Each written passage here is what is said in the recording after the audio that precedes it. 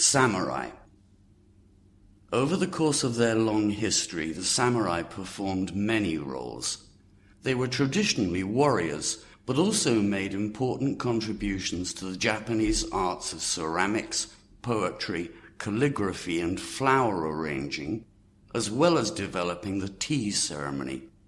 They were civil servants for centuries. They used the sword as a weapon and a symbol, and they both resisted Western influence and championed it. The philosophy of Bushido is central to Japanese identity even today, and has become a defining feature of the history and mythology of the samurai. Along with the much misunderstood geisha, the samurai are, in many ways, how the rest of the world thinks of Japan. What then are the samurai? How did they originate and evolve? Even though they were abolished 140 years ago, how much impact do they still have on how the Japanese are seen today? It is difficult to pinpoint exactly when the samurai came into existence. We know that they are mentioned for the first time in writing in an anthology of poetry written between 905 and 914. Yet it seems clear that they were already well developed by this time and probably started out as a recognizable entity around 400. Accustomed as most of us are to seeing Japan as an economic tiger, it might be apposite to remind ourselves that the country was a late developer, and in the first millennium borrowed heavily from Imperial China in building its own society and infrastructure. This was especially true of its administrative systems and the development of a warrior class in the countryside, answerable to the centrally located aristocracy. Certainly from the 8th century there was a shifting of power from the capital to rural areas, especially where merchants and wealthier farmers felt the need for protection. As the emperor became weaker, more and more authority flowed to individuals and clans that could exercise it in the countryside.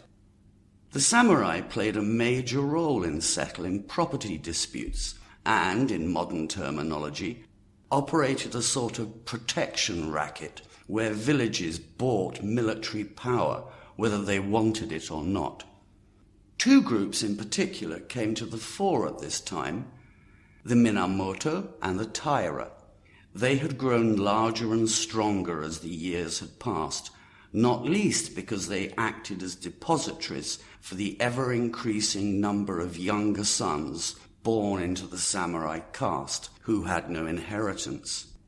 Eventually, in the mid and late 12th century, the incessant fighting between the rival clans led almost inevitably to a showdown. Although there were ups and downs for both, the Minamoto triumphed in 1185, and their leader, Yoritomo, declared himself shogun, or general of the whole country. Now was the time when the samurai developed a more complex identity than being merely warriors. Yoritomo in particular championed old art forms and encouraged their development, especially ceramics, metalwork and calligraphy, but also storytelling.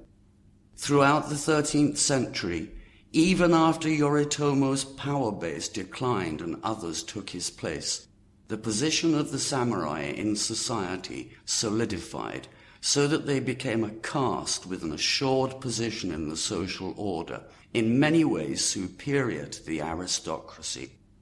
While they maintained their martial role, they also began to develop a philosophy based on loyalty and expertise, both with the sword and the calligraphy brush.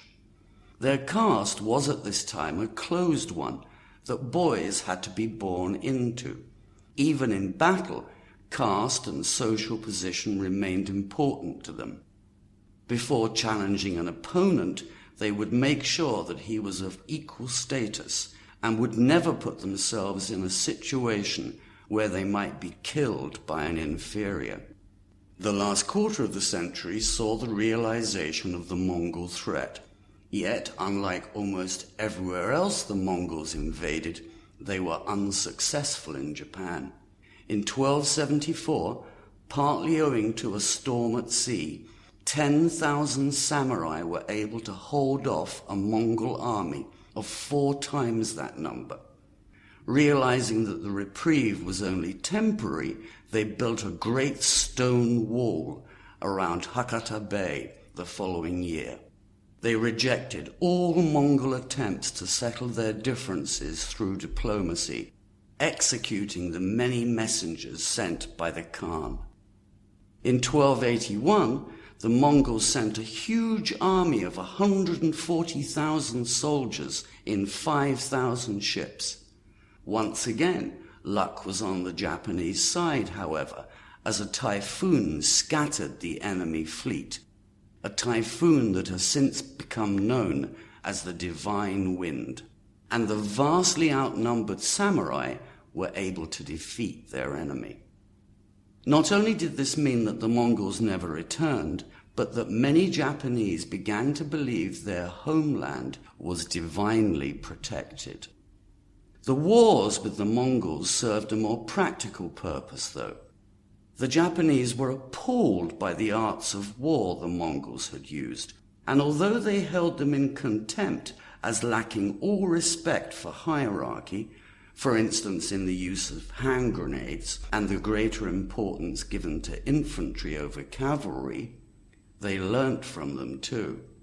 The samurai, while perfecting the design and importance of the sword, would never again rely so heavily on the horse in battle. By 1467, Japan had once again declined into anarchy. Civil war erupted throughout the country. The samurai went into the war as protectors of property for their clients, but soon it was every man for himself, as chaos ruled in the countryside and Kyoto was burnt. The emphasis on loyalty slowly eroded till samurai just became profiteers. By the 1560s, after a century of fighting, individual armies had become so big and the costs of battle so great that there was nothing to be gained by fighting.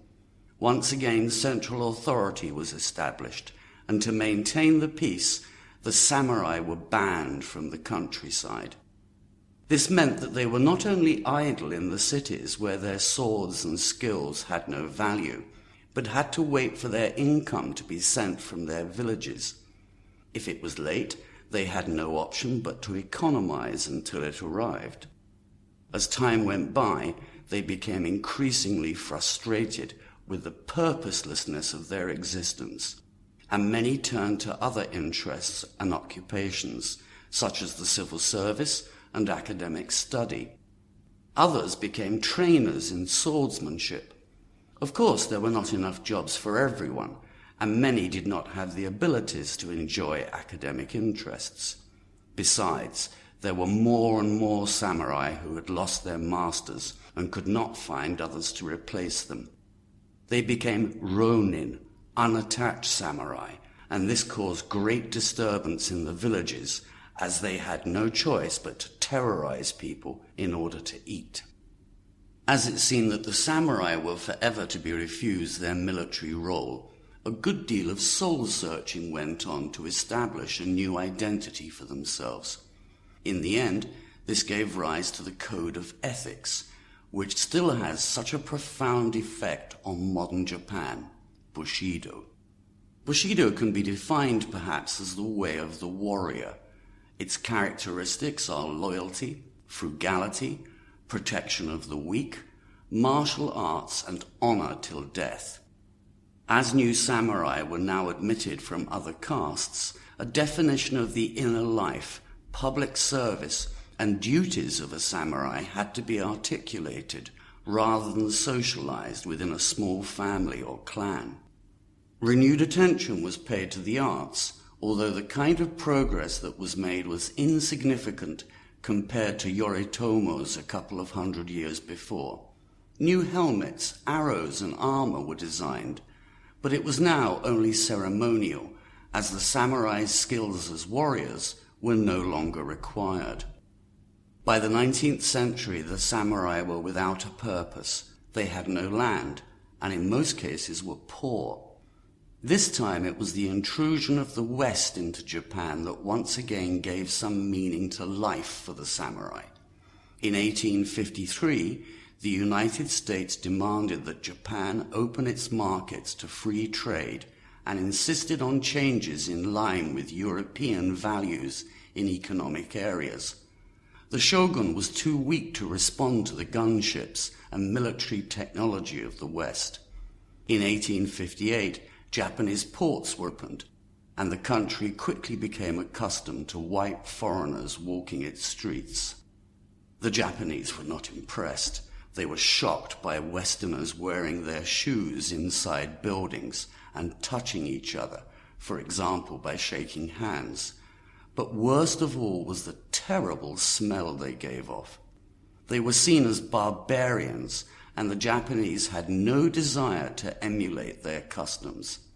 They wanted all foreigners out of their land, and to see Japan strengthened to the extent that the country would never be forced into such a humiliating position again. In 1868, a coup d'etat was staged by the samurai elite. Once again, the samurai had a purpose, this time to protect Japan from the unwelcome attentions of the West. Sadly, the samurai could not reach agreement on how this was to be realized. Some were in favor of maintaining the old ways and their role in the military, while others felt that unless Japan adapted to the modern world, and that meant using Western expertise in weapon manufacture, among other things, they had no hope of survival. A bitter struggle ensued, but the winning side was never really in doubt. The samurai no longer had a place in modern warfare and were abolished as a class in 1876. Of course, there were successes as a result of modernizing the army, as the shocking victory of Japan over the great European power of Russia demonstrated in 1905.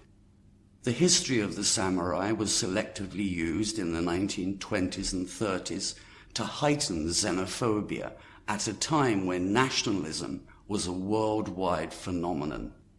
But such national pride only gave rise to increasing isolationism and militarism, leading to invasions of China and the disastrous attack on Pearl Harbor in December 1941. The story of the Second World War, ending in the dropping of 2 atomic bombs on Hiroshima and Nagasaki, and Japan's immediate surrender, is too well known to need repeating here.